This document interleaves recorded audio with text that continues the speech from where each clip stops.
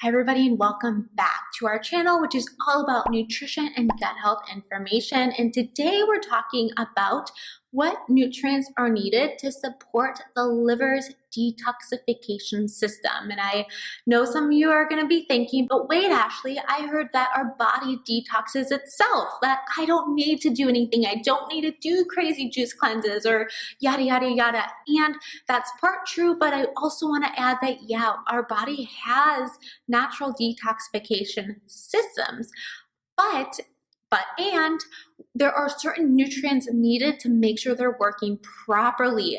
So our liver is the number one organ to support detoxification, but it works with some other organs, including our intestines, our kidneys, our lymphatic system, and even our sweat glands to help make sure that we're constantly detoxing, right? So if you know of anybody that's gone more than a day without having a bowel movement, that's concerning for detox because they're going to be reabsorbing some of those things back into their body. And that's just one really simple example. Again, today we're honing into what nutrients are needed to support the liver. I'm going to show you an image. So by the end of this video, you're going to have a really good understanding of how that works and what nutrients are needed.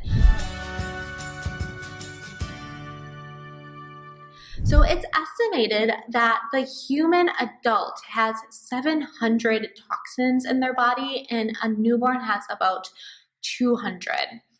We're living in an environment where we're exposed to more of these toxins and our body has to work maybe harder, if that's the right word, to make sure that it's detoxing it, and or we need to make sure that we're sweating, and we're getting the right nutrients so that these systems are working properly. In the human adipose tissue, which is the fancy word for fat tissue, in 100% of human fat tissue, stearine was found. And stearine is what's used to make plastic. It's used to make polystyrene containers. And so it's just another piece of research that we have to show, okay, this is burdening our bodies. What can we do to make sure we don't have long-term health outcomes from this? And another simple example would be eating too much fish that have a high chance of having too much mercury. So like albacore tuna, and there's cases of people who have eaten tuna sandwiches a few times a week, they get a mercury toxicity in their body and they start to have memory and brain issues. And then upon cutting out that albacore tuna, their body starts to recover. So that's a simple example of what I mean by too much burden coming in from something from the outside that our systems are not able to keep up with it. And so what we really want to do is it's two parts. Number one, we want to work really hard to decrease our environmental exposure. So that might be better researching the products that you're using, like the cleaning products can be a huge source of bad toxin exposure to the human body. And you can go to the environmental working group to get some ideas of cleaner and safer products. Also skincare, like women's makeup, is a really high risk of getting exposure to chemicals that you probably don't want to be absorbing into your body because we don't have great research on some of these things to really show that they're safe over the long term, and it's not well regulated. And then on the flip side, we want to be supporting our detox pathways the best that we can. So for doing these two things, decreasing our environmental exposure as much as possible, supporting our detoxification pathways, our natural detox pathways as much as able, then we're going to be in a much healthier spot.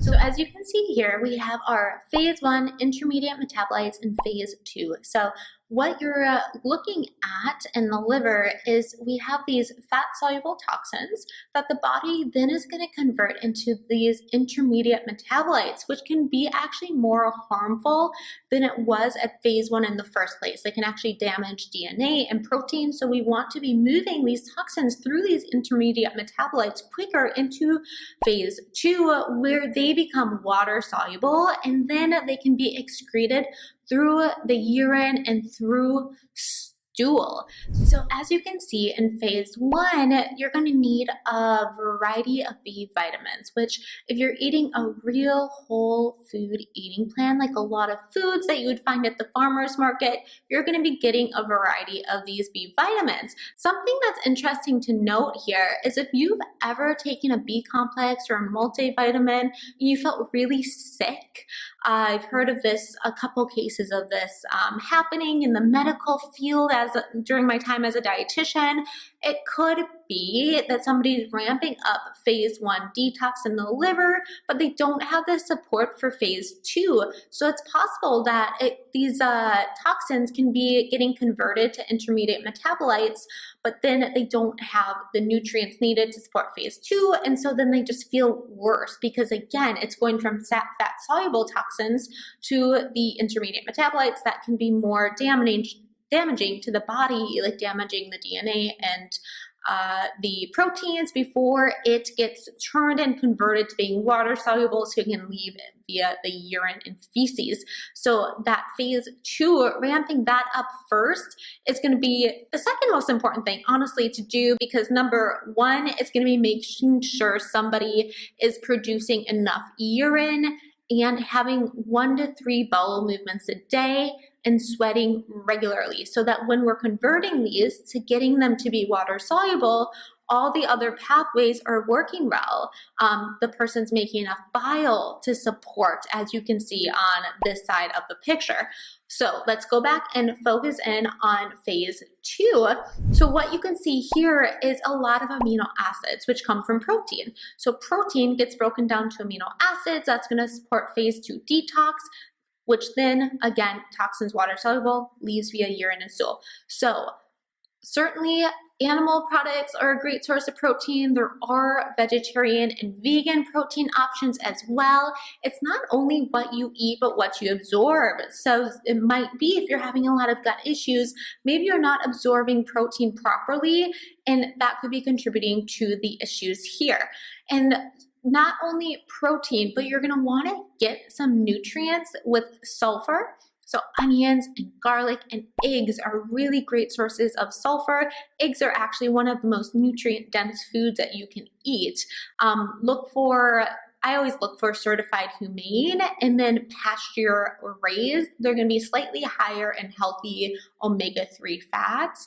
And then you'll also want to get some foods from the cabbage family to support phase 2, and that includes broccoli and cauliflower and cabbage. Like sauerkraut would be a great one. You can get some probiotics in with the sauerkraut too. And like kale, you can make some kale chips, which kiddos tend to really enjoy.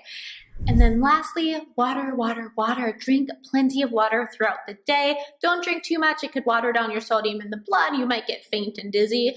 But make sure that your urine is a light yellow color. If it's clear, you're probably getting in too much, but light yellow, so you can support that part of the detoxification system. Make sure you're having 1 to 3 bowel movements a day. If not, call our clinic, honestly. That's super important. And try to sweat as much as you possibly can. I personally like hot yoga. If it's summer where you are, which a lot of places are now in summer, get out, get for a bike ride, bask in the sun, and just sweat. Also gonna link a quality nutrient powder that has the nutrients needed to support these detoxification systems. Make sure to check with your main healthcare provider, but that link will be in the description below. And then I want to share with you a free masterclass we have entitled Ashley Spills Her Guts, 5 Steps on How to Improve Gut Health. So if that interests you, you can join us at the link below and claim your spot. So I want to thank you so much for watching this video. If you haven't already, please subscribe. Hit the bell next to the subscribe button so you get notified of new videos every Tuesday at 3 p.m. Central Time. Also, like and comment on this video. That all helps it move up in organic search so that more people can find our video, and we can ultimately help more people improve their gut health. Also share with anybody whom you think might find this video helpful. And I want to thank you so much for helping us on this mission to improve and help as many guts as possible. So thanks for watching. I hope you all have a great rest of your day, and I will see you next week.